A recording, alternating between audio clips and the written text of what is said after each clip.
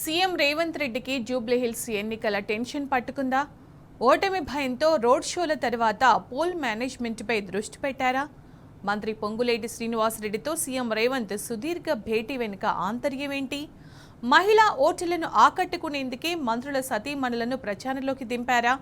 పోలింగ్కు ముందు సీఎం రేవంత్ బీజేపీతో కలిసి పొలిటికల్ గేమ్కు ప్లాన్ చేశారా? ఇప్పుడు చూద్దాం.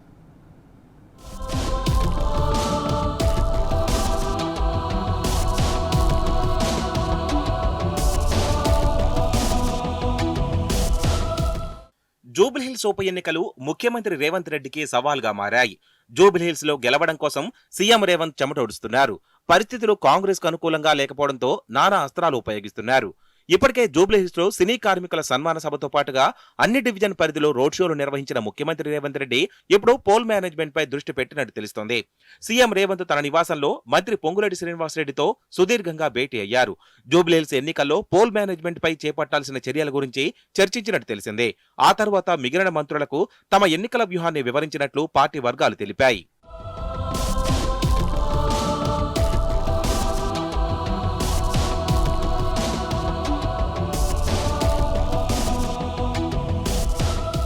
ఉప ఎన్నికను ఛాలెంజింగ్ గా తీసుకోవాలని మంత్రులకు సీఎం రేవంత్ ఆదేశాలు జారీ చేశారట.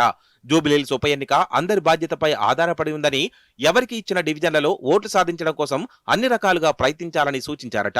ఏఐసీసీ ఇచ్చిన ఆదేశాలతో సీఎం రేవంత్ రెడ్డి సహా మంత్రులంతా జూబ్లీహిల్స్ లో అభ్యర్థి కోసం పడరాని పాట్లు పడుతున్నారు. దీంతో మహిళా ఓటర్లను ఆకట్టుకునేందుకు మంత్రులు వారి సతీమణులను సైతం ఇంటింటి ప్రచారానికి రంగంలోకి దింపారు. మంత్రులు పొన్నం ప్రభాకర్, వాకిటి శ్రీహరుల సతీమణులు డోర్ టు డోర్ క్యాంపెయిన్ కు దించారంటే పరిస్థితి ఏ మేరకు ఉందో అర్థం చేసుకోవచ్చు.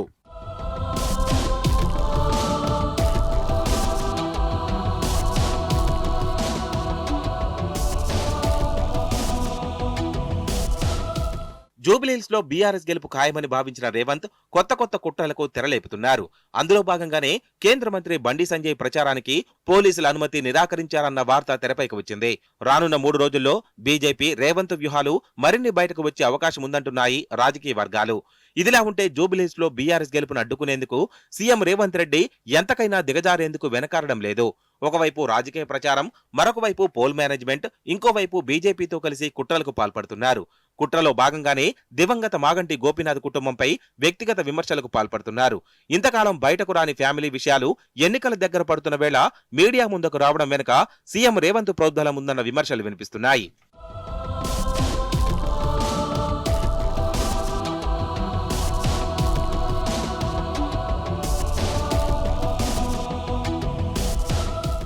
క్షేత్రస్థాయిలో కాంగ్రెస్ కు పరిస్థితులు అనుకూలంగా లేకపోవడం ఏఐసీసీ జూబ్లీహిల్స్ గెలుపు బాధ్యతను రేవంత్ రెడ్డికి అప్పగించింది.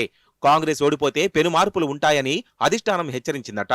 హైకమాండ్ హెచ్చరికలతోనే సీఎం రేవంత్ రెడ్డి, మంత్రులు రోజుకో కొత్త డ్రామాతో ఓటర్లను మభ్యపెడుతున్నారు. ఎన్నికలు దగ్గర పడుతున్నా కొద్దీ సీఎం రేవంత్ రెడ్డి ఇంకెన్ని ప్రయత్నాలు చేస్తారో, రేవంత్ రెడ్డి వేసే ఎత్తుగడలు ఏ మేరకు ఫలిస్తాయో చూడాలి.